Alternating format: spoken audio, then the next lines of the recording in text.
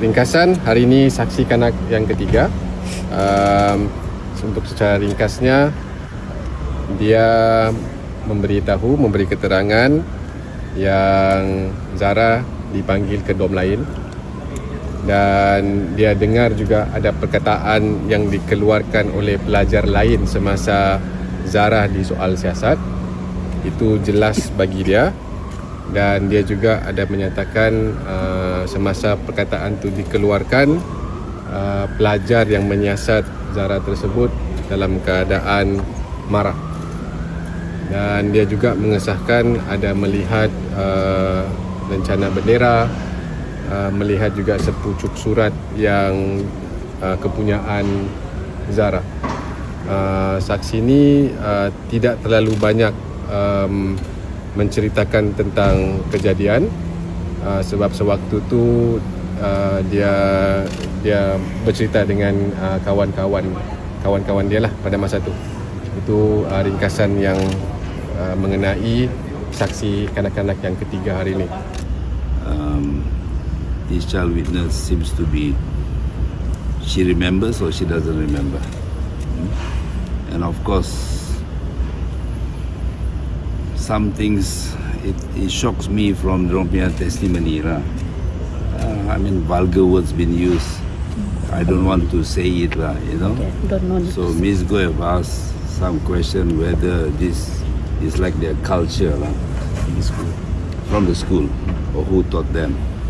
So apart from that, she's quite consistent. She doesn't say anything on A. So slowly you can see where the directions are going. Some they remember, some they don't see, some they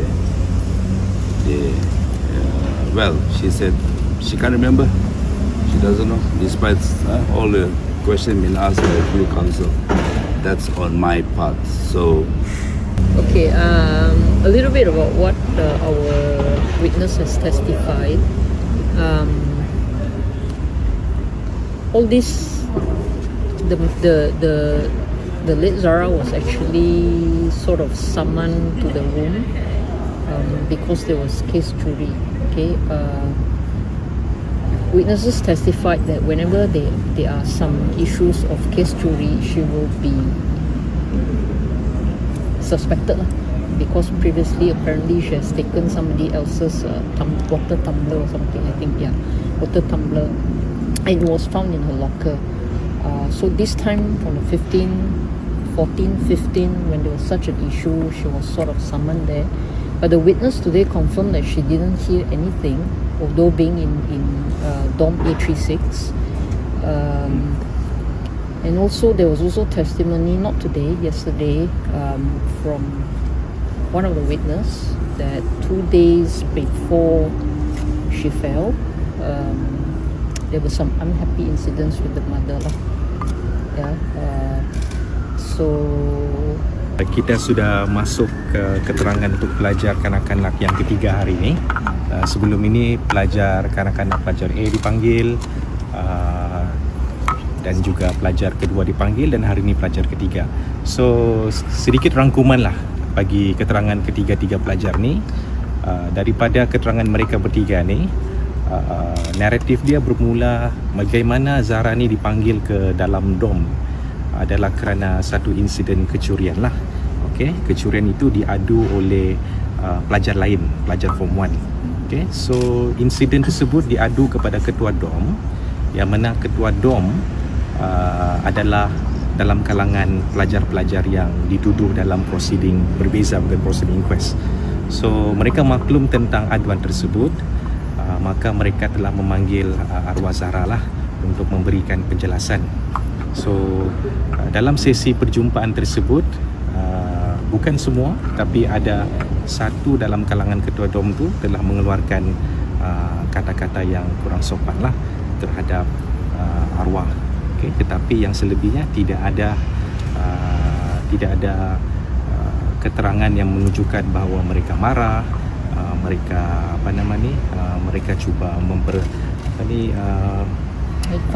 make fun ataupun cuba menindas, okey, perkataan menindas menindas kepada arwah Zara. Malah keterangan daripada dua saksi semalam, mereka juga mengatakan bahawa tujuan Zara dipanggil tu adalah kerana memberi clarification kenapa barang hilang tu macam mana kan. Jadi sewaktu perjumpaan tu dibuat, ada separate incident di dom sebelah, iaitu dom Zara, yang mana menurut saksi-saksi ini pelajar-pelajar Form 1 telah melakukan spot check sendiri tanpa apa-apa arahan daripada senior. Tidak, ini adalah tindakan Form 1 sendirilah yang buat spot check. Dan ketika melakukan spot check tu, mereka menyelongkar beg Zara, loker Zara. Mereka menjumpai lencana yang dikatakan hilang lah. Okay, bendera, lencana bendera hilang yang dikatakan milik ketua dom. Okay, salah satu pelajar yang dituduh dalam prosiding 507C lah. So oleh kerana lencana tu dijumpai, maka mereka bertanyakan kenapa bendera tersebut boleh dalam possession Zara lah. So arwah Zara ketika itu beritahu dengan sumpah dia tidak mengambil lah. Tapi mungkin jawapan tersebut tidak memuaskan hati salah seorang daripada senior tersebut, maka keadaan marah tu dikeluarkanlah.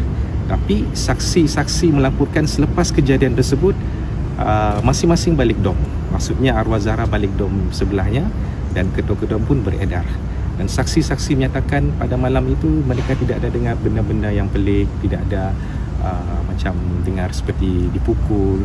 Okey, arwah Zara dipukul ke, arwah Zara diheret, tidak ada.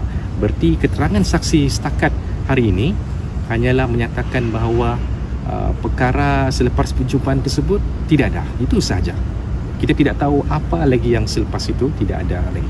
Kita tunggu keterangan saksi yang akan datang lah. Dan keterangan saksi kanak-kanak pertama juga menyatakan bahawa sebenarnya 2 hari sebelum kejadian Zara ditemui tidak sadarkan diri, saksi ini ada balik bermalam bersama dengan Zara. Dan ketika mereka pulang balik ke asrama, mereka dihantar oleh ibu Zara lah. Dan terdapat insiden, menurut saksi inilah, keterangan saksi ini, terdapat insiden Zara dimarahi oleh ibu Zara. Dan oleh sebab itu ketika hantar pulang, ibu Zara cuba salam, tapi menurut saksi salam tu, ini saksi cakap bukan saya cakap, salam tu tidak ikhlas lah, dia kata. Jadi apabila saya tanya adakah itu kali terakhir ibu Zara berjumpa dengan Zara, menurut saksi ya, itu kali terakhir dalam keadaan Zara masih lagi marah kepada ibunya lah. So itu setakat keterangan daripada saksi itu. Kita belum dengar lagi saksi lain, jadi terlalu awal untuk kita buat konklusi sama ada ialah daripada saksi tersebut. Jadi kita mau mengelak daripada buat presumption yang betul. Cuma setakat ini itu saja saksi yang beritahu. So bila itu adalah saksi pertama kanak-kanak. So bila the last time tu yang dia ikut 13 Julai. Okay. 13 Julai dia balik hostel. Sudah ditemui. Oh, 13 Julai dia go back to Sunday. Sunday. Hari Went back balik from Sipitan. daripada Sipitan. 2 witnesses also testified that the late Zara has told them, I think more than 10 times. More than 10 times. Yeah, she said something like, kalau saya lompat dari sini, Ada orang sayang. ya ada orang sayang saya kah, or what do you feel if I, basically saying that, how would the friends feel if you commit suicide. 2 witnesses actually testified to that. 2 witnesses, 2 saksi. more than 10 times. Yes. So she said it in like a form of a question. Like a form of a question, the form of a statement as well to the friends. Yeah. So the issue is that lebih 10 kali dia cuba untuk bunuh diri. Not say cuba lah. Dia bunuh diri. Just uttered to the friends lah, and asked lah. So where He does used the the statement come perkataan from? bunuh diri.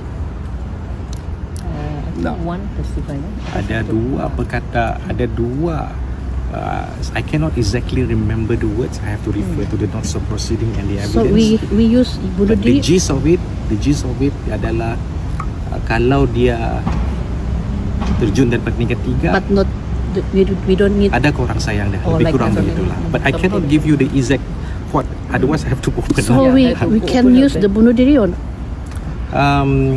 I have to check back the NOP lah kan. Or we just say Exact words. jump. If I jump from here.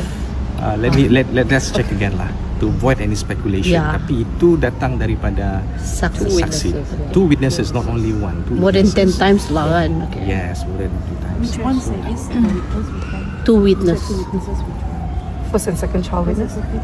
First and second pun cakap benda yang sama. How about the third? The She third tidak mentioned- ada because the third ni different dong. different class, different Yeah, the third witness ni dia mau kepada apa yang berlaku di dalam dom ketika malam itu. So witness cakap dia tidak nampak Zara menangis sebab kemungkinan ada benda terhalang iaitu tiang katil. Apabila kita cakap ada dengar ke, dia bilang dia tidak dengar lah Zara menangis. Itu setakat keterangan saya pada saksi-saksi ini. Dan juga berkenaan saksi kanak-kanak nombor 2, saya ingat saya ada merujuk saksi ini kepada satu catatan tulisan diary lah, sama ada dia cam ataupun tidak tulisan siapa. Dia kata dia cam ini tulisan arwah Zara. Kemudian dalam catatan tersebut Zara ada meluahkan, penulis tersebutlah, saya guna perkataan penulis, saya tidak kata Zara yang tulis sebab belum ditentukan lagi oleh coroner sama ada itu diary Zara ataupun tidak. Okey, saya mengelak, saya akan cakap penulis lah. So penulis diary tersebut yang dikatakan tulisan itu oleh saksi tulisan Zara, dia mengadu bahawa ya Allah, kenapa aku dibenci, kenapa aku tidak disukai oleh orang. So catatan-catatan tersebut ditulis dalam buku tersebut. Dan kemudian apabila kami tanya sama ada catatan-catatan tulis itu disebut pernahkah ditimbulkan oleh arwah Zara kepada saksi tersebut, saksi tersebut pernah, dia pernah mengadu tentang masalah itulah dalam diary. This diary is which exhibit W? I need to check again. Yeah. One of the- too many one of the too exhibits many lah. diaries. Remember, Yeah. jangan salah faham because kalau kita baca dalam social media ada berlaku salah faham. Dia ada diary dan dia juga ada satu buku yang bukan diary, yang mana satu buku tersebut dikongsi dengan satu pelajar lain yang saya boleh sebutlah. Ada disuai dalam satu buku tu ada tulisan pelajar lain dan juga Zara.